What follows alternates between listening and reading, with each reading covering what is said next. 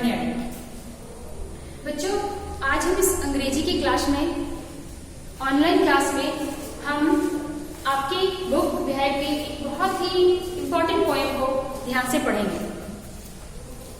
इस पर ध्यान केंद्रित करेंगे और देखेंगे कि इस कविता में क्या है। तो सबसे पहले हम ये देखते हैं कि कविता का शीर्षक क्या है, द रोड नॉट टेकन। ये पोयम जो है वो 4 स्टैंजा की है, 5 लाइन की, और किसी भी पोयम को पढ़ने से पहले हम उसके शीर्षक के बारे में जानेंगे कि एक्चुअली में शीर्षक क्या कहता है, वो क्या कहना चाह रहा है, वो क्या मीनिंग कन्वे करता है, उसमें क्या अर्थ छिपा है। क्योंकि किसी भी कविता के शीर्षक को अगर हम पहले समझ लेते हैं तो पूरी कविता समझने में हमें काफी आसानी होती है। तो आगे बढ़ते हैं और सबसे पहले हम जानते हैं इस कविता के कवि के बारे में। इस पोयम के पोएट हैं रॉबर्ट फ्रॉस्ट, जो कि अमेरिकन पोएट है, अमेरिकन कवि है, जिनका जन्म 26 मार्च 1874 और जिनकी मृत्यु 29 जनवरी 1963 को हुई थी। इनकी कविता बेहद प्रभावशाली रहती है और काफी अपनी कविताओं से इन्होंने छाप छोड़ा। अगर हम ध्यान से और अच्छे से पढ़ें तो हम देखते हैं कि इनकी कविता जो है गहरे अर्थ लिए हुए है। अपनी इसी प्रभाव के कारण इन्होंने अपनी कविता से बहुत सारे व्यक्तित्व को प्रभावित किया है, जिनमें से एक है हमारे देश के प्रथम प्रधानमंत्री जवाहरलाल नेहरू। रॉबर्ट फ्रॉस्ट की ही एक कविता है, आप लोगों ने पढ़ा हो या ना भी पढ़ा हो, फिर भी मैं बताना चाहूंगी, stopping by woods on a snowy evening. Stopping by woods on a snowy evening. ये कविता बहुत ही प्रभाव डालने वाली कविता है। जवाहरलाल नेहरू ने इस कविता को पढ़ा था, वो बहुत ही इम्प्रेस्ड हुए थे, बहुत ही प्रभावित हुए थे। इस कविता की कुछ मैं एक लाइन बताना चाहूंगी।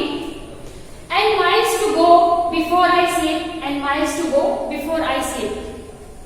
राइटर का एक फिलोसॉफिकल थॉट है कि उसे लगातार चलना है। चलना से तात्पर्य है उसके प्रोग्रेसिव वर्क का। उसे जो भी कार्य करना है वो प्रोग्रेसिव हो, निरंतर और निरंतर प्रगति के पथ पे चलता रहे, समाज के लिए कार्य करता रहे। तो हम देखेंगे कि रॉबर्ट फ्रॉस्ट का जो पोयम है ये दोहरे अर्थ लिए हुए रहते हैं। एक तो होता है लिटरल मीनिंग,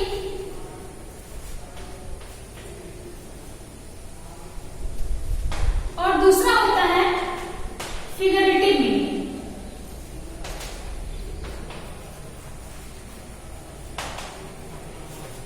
तो हम समझेंगे पहले कि लिटरल मीनिंग और फिगरेटिव मीनिंग किसे कैसे समझते हैं। तो लिटरल कहने का तात्पर्य होता है कि जो जैसा होता है, जिस रूप में होता है, उसे हम वैसे ही समझते हैं। और हर कविता, खासकर रॉबर्ट फ्रॉस्ट की जो कविता होती है वो दोनों सेंस लिए हुए रहती है, लिटरल सेंस भी लिए हुए रहती है और फिगरेटिव सेंस भी लिए हुए रहती है। और वही फिगरेटिव सेंस जो होती है वो जिस तरह से दिखता है या हम जिस तरह से देख रहे हैं, ध्यान सुनिएगा मेरी बातों को, जो जिस तरह से दिखता है और हम सामने की चीज को जैसा देख रहे होते हैं, जैसा पाते हैं, या कह सकते हैं जिस तरह से शब्दों का चुनाव किया गया है वो सामने से बिल्कुल वैसे अर्थ नहीं देते, उसमें उसके कुछ गहरे भाव छिपे रहते हैं। तो रॉबर्ट फ्रॉस्ट की जो कविता है ये बहुत ही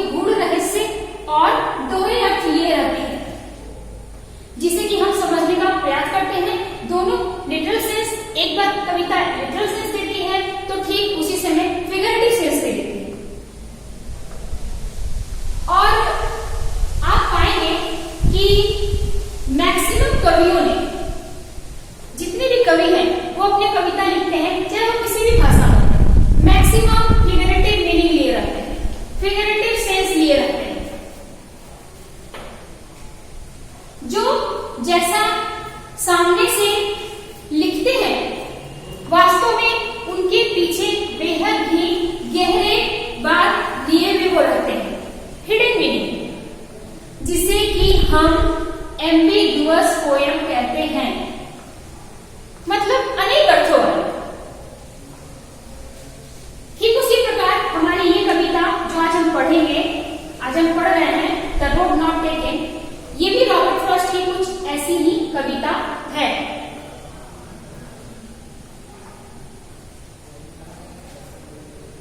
द रोड नॉट टेकन, तो देखते हैं ये शीर्षक क्या कह रहा है। द रोड नॉट टेकन, ऐसा प्रतीत होता है जैसे ये कविता सड़क से संबंधित है। दिख तो रही है ये कि सड़क से संबंधित है, लेकिन वास्तव में यह हमारे जीवन के बारे में बात कर रहे हैं।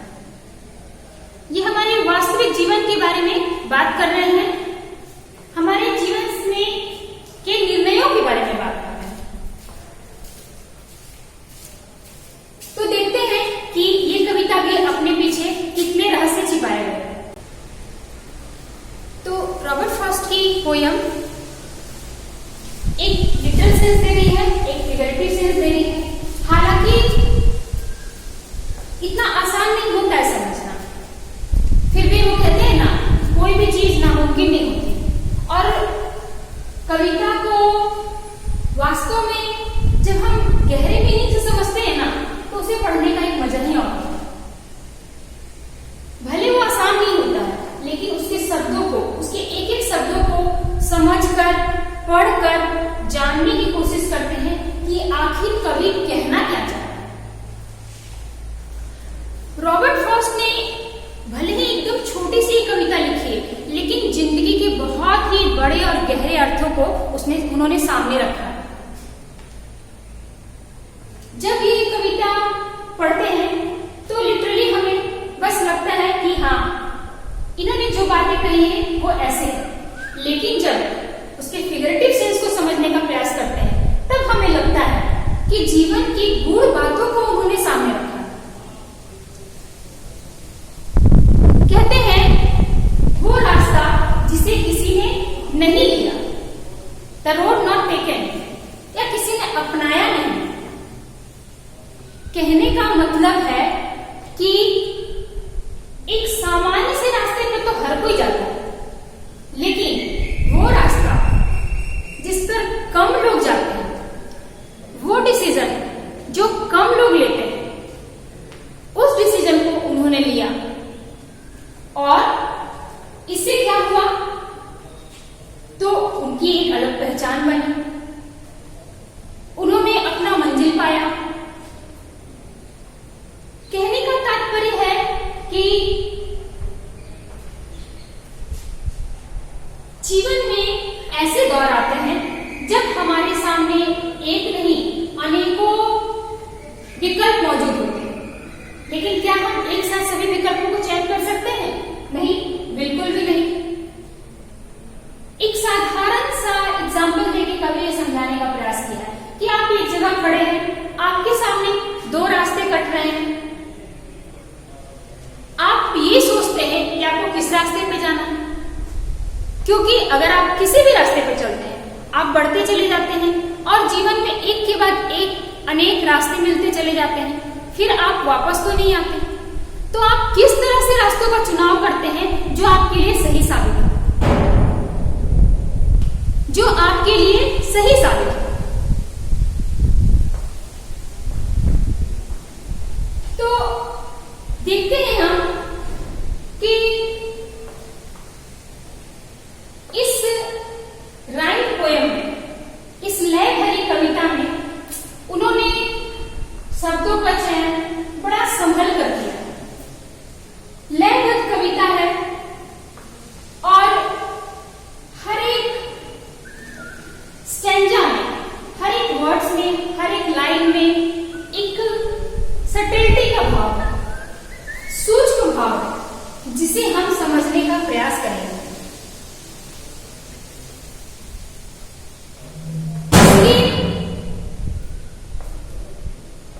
पीछे कवि की जो भावनाएं हैं वो जानने का हम प्रयास करेंगे। इनकी ये खासियत है कवि की कि इन्होंने जीवन के बहुत ही महत्वपूर्ण मुद्दों को अपनी कविताओं के जरिए उकेरने की कोशिश किया, हमारे सामने रखने का प्रयास किया। तो चलिए आगे बढ़ते हैं बच्चों, और हम सूक्ष्मता से इसके सटल भाव को, इसके अंदर जो बातें छिपी है उसे हम समझने का प्रयास करते हैं, तभी हमारा कविता पढ़ना सार्थक होगा। आगे बढ़ने से पहले मैं एक बात ये कहना चाहती हूं कि पहले हम कुछ इस कविता के बारे में जान लेते हैं कि वास्तव में आखिर है ये किस बारे में। तो कविता में एक स्पीकर है जो कि अपनी स्थिति बयां कर रहा है। वह जंगल में खड़ा है, पुराने जंगल में, और उसके सामने दो रास्ते हैं, और वो दो रास्ते में से एक रास्ता चुनना चाहता है। डेफिनेटली उसे एक ही रास्ता चुनना होगा, लेकिन वह मंथन करता हुआ सोचता है कि वह किस रास्ते को चुने जो उसे एक सही गंतव्य तक पहुंचा। कहने का तात्पर्य है जीवन में प्रत्येक इंसान, प्रत्येक मनुष्य का एक लक्ष्य होता है। उस लक्ष्य के लिए उसे एक सही डिसीजन की आवश्यकता होती है, और ये सही डिसीजन उसे औरों से हटकर भीड़ से अलग खड़ा करता है। इससे हमारी एक अलग पहचान बनती है। तो वो क्या करता है कि वो रास्ता चुनता है जिसे कम लोगों ने चुना। वो वहां जाना चाहता है, वह उस ओर चलना चाहता है जहां पर कि कम लोगों ने उस विकल्प को चुना, और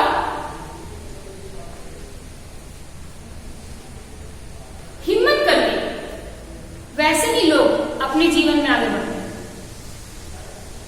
तो वो वैसा ही रास्ता चुनता है जिस पर कम लोगों ने अपने विचार रखे, हिम्मत किए, और वो अपनी फीलिंग्स बताता है कि किस तरह से उसके दिलो दिमाग में अंतर्द्वंद चलता रहा कि उसे क्या करना चाहिए, और फाइनली उसने किया। हम लोग देखेंगे इस कविता में स्टैंजा वाइज हर लाइन को समझेंगे, सब को समझेंगे, ताकि वास्तव में कवि क्या बताना चाह रहे हैं वो हम समझ सकें। तो आइए हम अब कविता का पाठ करते हैं line by line, stanza wise. तो बच्चों आइए पढ़ते हैं इस कविता को और समझते हैं। द रोड नॉट टेकन, मैं बता चुकी हूं कि ये आपकी कविता का शीर्षक है।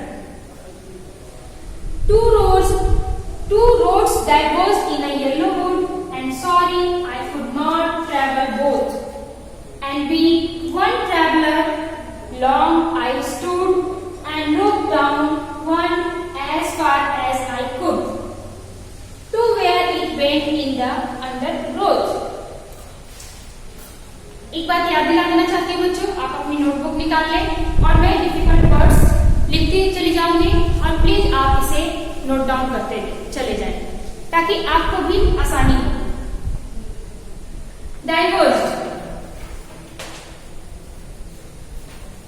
डाइवर्ज मीन्स बटा हुआ। येलो,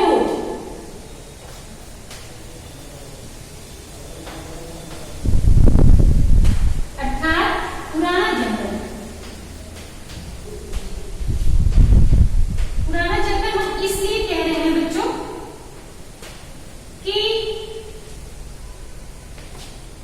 ये पतझड़ के मौसम के दौरान की ये बात है इसमें।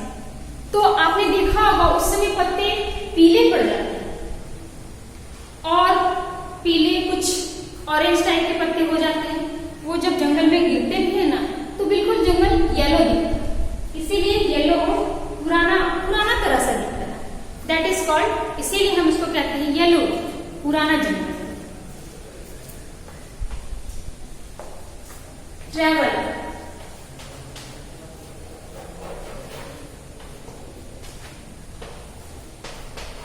यात्रा, यात्रा करना, ट्रैवलर।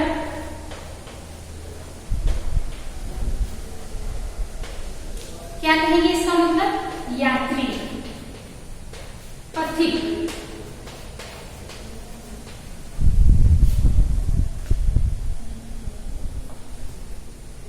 लुक डाउन, ये सारी वर्ड्स आपकी फर्स्ट स्टैंडर्ड में।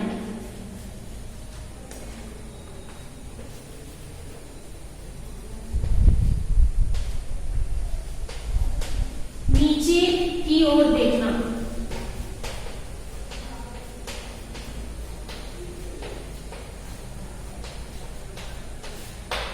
ठीक है बच्चों, आप इसे नोट डाउन करते चलिए। अंडर ग्रोथ,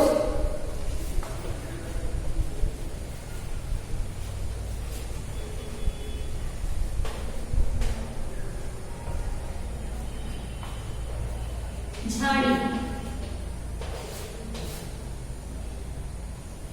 छोटी छोटी झाड़ियां होती है ना, पैरों के नीचे दब जाती है, वही। तो देखिए ये सारे आपके फर्स्ट स्टैंडर्ड में वर्ड्स हैं जिसका मीनिंग मैंने लिख दिया है। कवि कह रहा है वो अब कहां खड़ा है? जंगल में। बता रहा है कि पीले पुराने जंगल में दो रास्ते बढ़ जाते हैं। And sorry I could not travel for, और मुझे खेद है, अफसोस है कि मैं दोनों रास्तों पर नहीं चल सकता, यात्रा नहीं कर सकता। And be one traveller long I stood and look down one as far as I could to where it went in the undergrowth.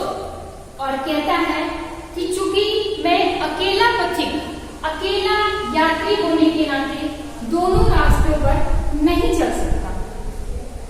और कह रहा है कि वहां खड़ा है और वो सोच भी रहा है। कहता है और मैं जितनी दूर तक देख सकता हूं, मैं देख रहा हूं और देखता हूं कहां तक? झाड़ियों के मुड़ जाने तक। झाड़ियों के मुड़ने से यहां पे तात्पर्य है आपका रास्ता के मुड़ने से। आप किसी रास्ते पे चलते हो, मान लीजिए वो सीधा रास्ता है लेकिन बहुत दूर तक तो नहीं है, कहीं तो वो मुड़ेगा, तो आप तो वहीं तक देख पाएंगे जहां तक कि वो रास्ता बिल्कुल सीधा हो। और अगर उन रास्तों पर दोनों साइड अगर झाड़ियां हैं तो देखिए कवि अपनी काव्यात्मक शैली का प्रयोग करता है, एक लय लाता है और कहता है वहां तक देख रहा हूं जहां तक कि झाड़ियां मुड़ जाती हैं। कितना अलग अंदाज है बताने का कि वो एक्चुअली में रास्ते मुड़ गए और जहां तक मैं देख सकता हूं वहां तक मैं देख रहा हूं। ठीक है बच्चों, अब हम देखेंगे इस स्टैंजा में राइमिंग स्कीम क्या है।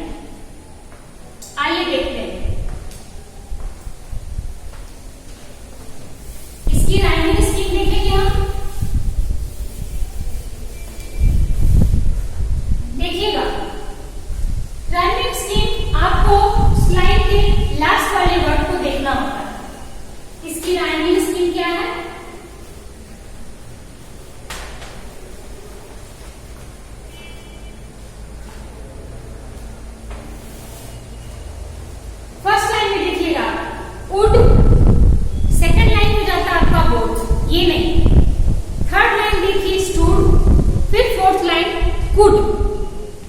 सेकंड लाइन है आपका बोथ। फिफ्थ लाइन है अंडर ग्रोथ। तो आपकी राइमिंग स्कीम क्या हो गई? ए बी ए बी, ये हो गई आपकी rhyming scheme.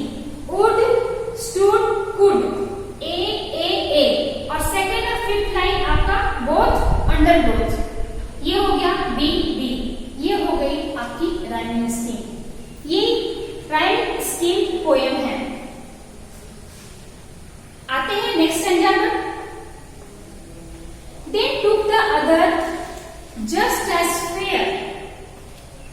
Then took the other just as fair and having perhaps the better fare, because it was grassy and wanted wear. Though as for that the passing there had owned them really about the same. आइए मैं कुछ और भी words इस stanza में जो है वो मैं लिख देती हूं। क्लेम, CLAIM, क्लेम मीन्स दावा।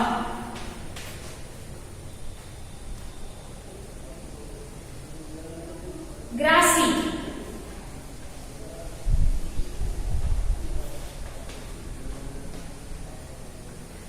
घास युक्त।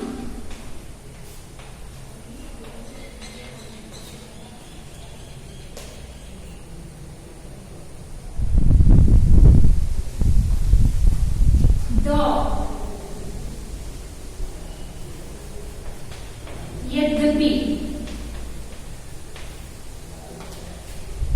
कह रहा है कि मैं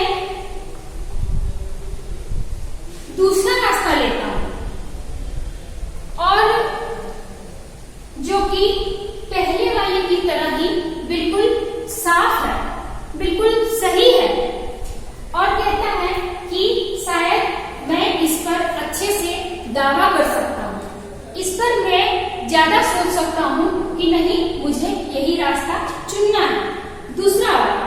because it was grassy and wanted fair, क्योंकि ये जो रास्ता है वो ग्रासी, घास युक्त, और इसका यूज कम हुआ। मतलब ये कवि बताना चाह रहा है कि मैंने वैसे रास्ते को नहीं चुना जिस पर के सारे लोग चले हैं। आपने देखा होगा गांव में या खेतों में या कहीं भी रास्ते पर अगर आप चलते होंगे तो देखा होगा, आप जब चलते हैं तो पैरों से वो रास्ता बिल्कुल क्लियर, साफ हो जाता है। और वैसे जगह पे जहां पे लोग नहीं चलते वो घास युक्त होता है, छोटी छोटी वहां पे झाड़ियां भी उग जाती है। तो इससे ये पता चलता है, कवि यह बताना चाहता है कि मैंने उस रास्ते को चुना जो घास युक्त है। तो इससे ये पता चलता है उस पर कम लोग चले, उसे कम लोगों ने इस्तेमाल किया, और यही वो करता है। Though as for that the passing there had warned them really about the same, कहता है कि वो जब उस रास्ते पर चलता है तब उसे ये महसूस होता है कि इस पर भी गुजरने वाले लोग कम नहीं हैं, इसे भी लोगों ने इस्तेमाल किया है। ये भले है कि कम लोगों ने इस्तेमाल किया। तो देखिए अब तक हम कवि की क्या भावनाओं को समझ पाए हैं, वो बता रहा है। देखते हैं पहले स्टेंजा से एक बार कि वह ऐसे रास्ते पर खड़ा है जो रास्ता दो भागों में बढ़ जाता है, और वह कहता है कि मैं दोनों पर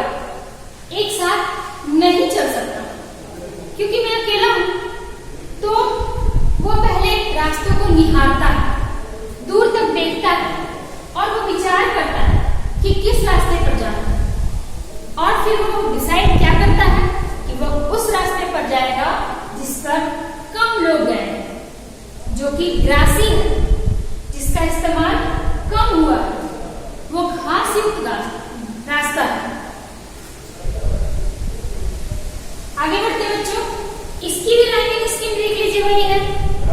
fair, where, there, first, second, third. और second line claim, fifth line same, A B A B, इसकी भी राइटिंग स्कीम सेम है। आगे बढ़ते हैं बच्चों। And both that morning equally lay in leaves no step had trodden black। Oh, I kept the first for another day, yet knowing how way leads on to way. I doubted if I should ever come back। कहता है कि जो सुबह है, जब वो देखता है कि जो रास्ते हैं वो बिल्कुल एक समान पत्तों से ढके हुए। आइए पहले से कुछ वर्ड मीनिंग स्टैंजा के हम देख लेते हैं। तो देखिए कुछ वर्ड्स में लिख रही हूं इस स्टैंजा के। Trodden, trodden means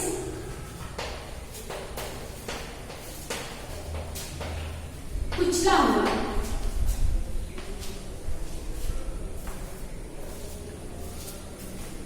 doubt,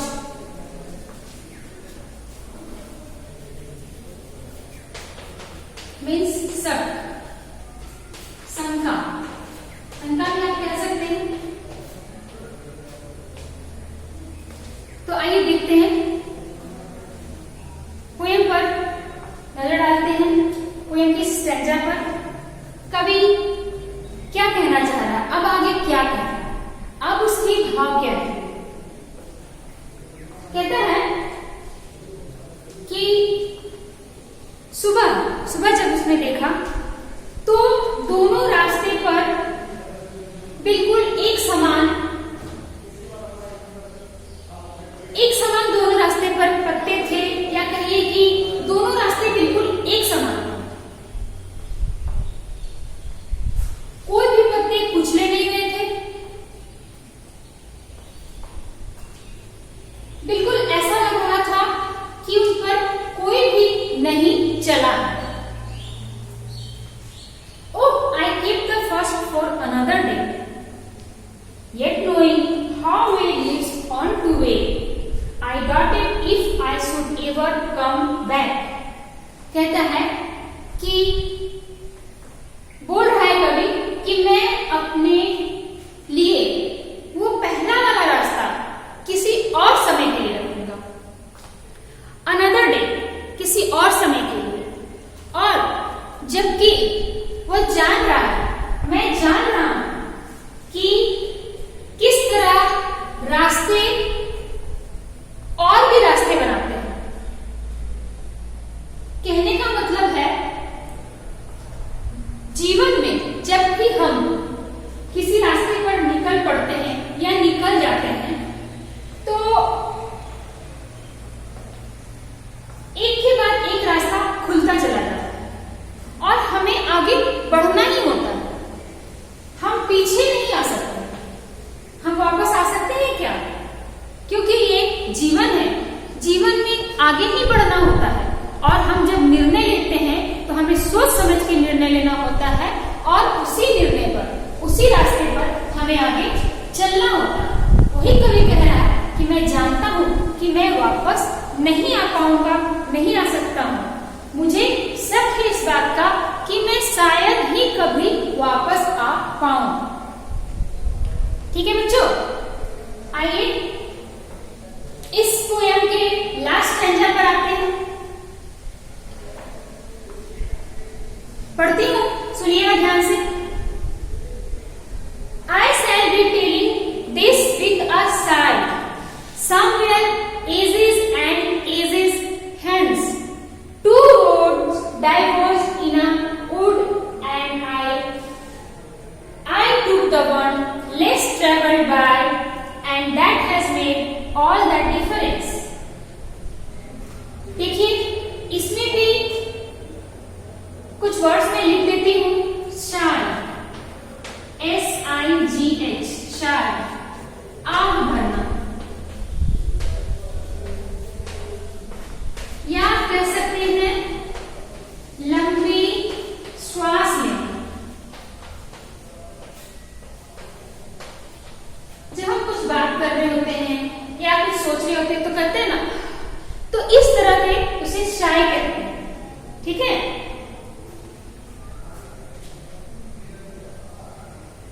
difference, DIFFERENCE, अंतर। अंतर कहने का तात्पर्य है एक अलग, जो आपको औरों से अलग करे, बिल्कुल ही आपकी पहचान अलग बनाए। तो देखते हैं क्या कहता है इसमें। कहता है वो एक आह के साथ ये कहता है कि मैं आगे युगों युगों में यह बताता रहूंगा, यह कहता रहूंगा कि two roads diverged in a wood, जंगल में दो रास्ते बटे थे और मैंने उसमें से वह रास्ता लिया जिसे कम लोगों ने चुना था, कम इस्तेमाल किया था। And that has made all the difference, और यही बात मुझे औरों से जुदा करती है, मेरे जीवन में अंतर लाती है। देखिए बच्चों, कवि ये समझा रहा, बार बार ये समझा रहा था, बार बार ये कहना चाह रहा है कि आपके जीवन का एक महत्वपूर्ण निर्णय आपके समूचे जीवन को बदल सकता है। आप सोचकर, समझकर, विचार कर निर्णय लीजिए और अपने लक्ष्य को प्राप्त कीजिए, क्योंकि आपके लिए जीवन में उस रास्ते पर वापस आना संभव नहीं है। तो देखिए बच्चे, स्टैंजा 3 की भी राइमिंग स्कीम एक बार आप देख लेंगे। ले, day, way, first line, second line and third. Black, back, उसकी भी राइमिंग स्कीम वही है, A B A A B। Last stanza की भी राइमिंग स्कीम देखेंगे, शाई, I by, ठीक है। Hence, difference, A B A A B। इस तरह हम देखते हैं कि ये लयबद्ध कविता जो है वो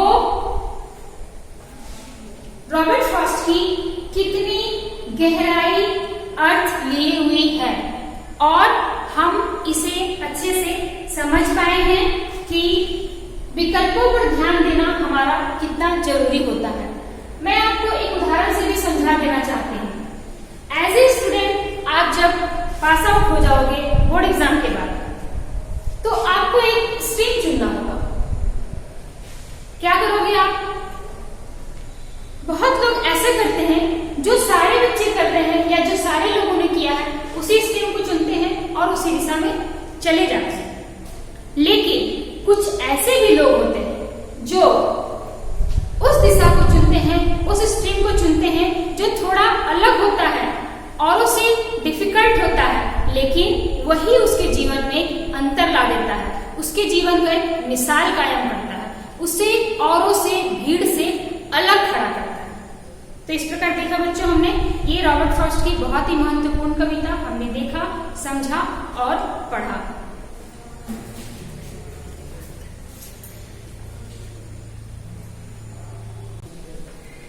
तो बच्चों, आइए अब इस चैप्टर से रिलेटेड कुछ क्वेश्चंस पर नजर डालते हैं। किसी भी चैप्टर को पढ़िए तो तुरंत एक बार उसके क्वेश्चंस पर आप जरूर नजर डालिए, जरूर डिस्कस कीजिए और कोशिश कीजिए कि आप आंसर भी कर लीजिए।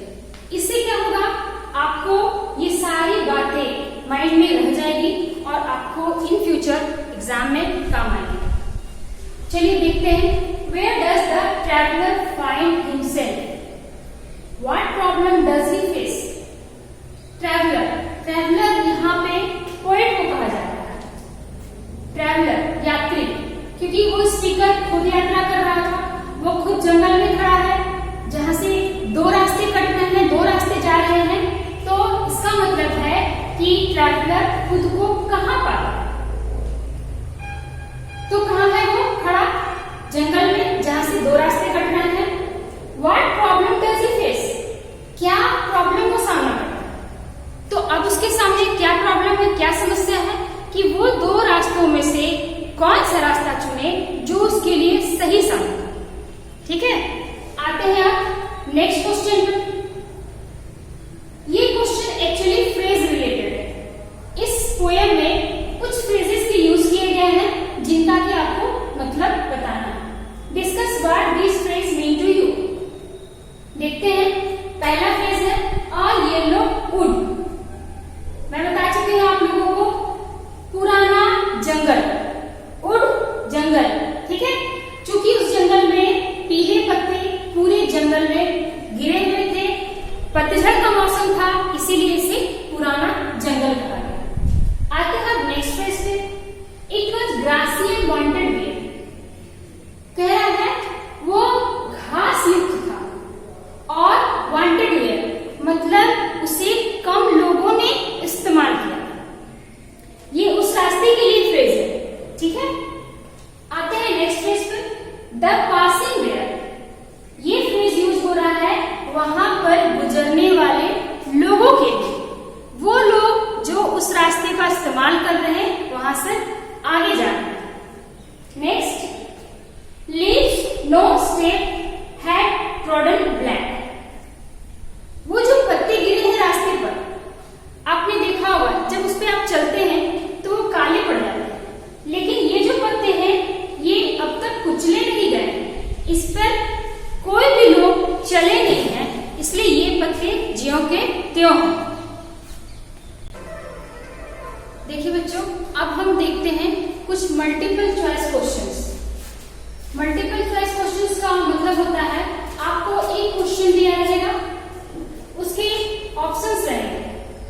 अब इस तरह के पैटर्न आपके ही एग्जाम में आने लग गए हैं, आपके लिए जानना जरूरी भी है। कभी कभी आपके तो बुक से ही रहेंगे, प्रोज या पोएट्री सेक्शन से, और कभी अनसीन पैसेज। अनसीन कहने का मतलब होता है वो पैसेज जो आपने ना देखे हो, वो छोटा सा वहां दिया रहेगा और आपको उसको पढ़ के उसके जो क्वेश्चंस दिए रहेंगे उसके आंसर्स करने हैं, और वो भी शॉर्ट आंसर रहते हैं, ज्यादा कोई बहुत बड़ी बात नहीं होती। अब नए एग्जाम में इस तरह के क्वेश्चंस आ रहे हैं, इसलिए आप ये बात ध्यान में रखें और अच्छे से समझें। देखिए पहला क्वेश्चन इसमें, where was the poet going? कवि कहाँ जा रहा था? इसके देखिए चार आंसर दिए हैं, आपको इनमें से जो भी सही है वो लिखना है। पहला है थ्रू अ फॉरेस्ट, जंगल से गुजर रहा था। अप ए हिल, पहाड़ी पे चढ़ रहा था। थ्रू अ वैली, घाटी से गुजर रहा था, वैली मीन्स घाटी। Along the bank of a river, या फिर किसी नदी के किनारे किनारे जा रहा था। तो जैसा कि आप जानते हैं क्या आंसर होगा, थ्रू अ फॉरेस्ट। आपको करना क्या है, आपके क्वेश्चन में आपका स्पेस रहता है, सिर्फ आपको वहां पे आंसर लिख करके ए लिख के आपको थ्रू अ फॉरेस्ट लिख देना है, आपका आंसर कंप्लीट हो जाएगा।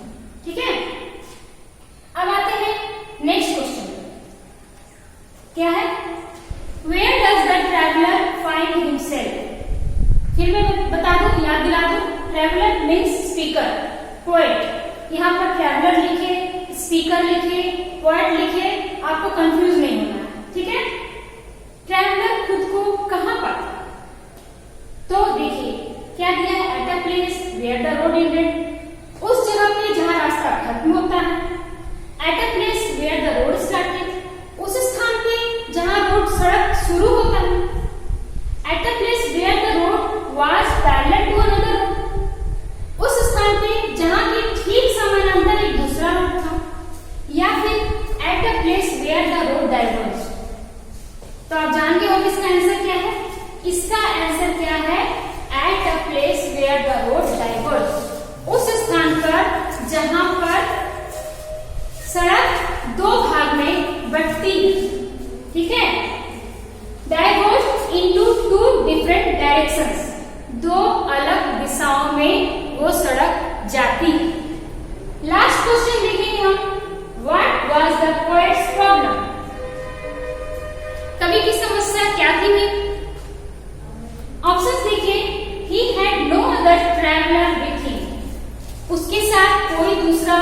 यात्री नहीं था। He could not travel by either of the two roads.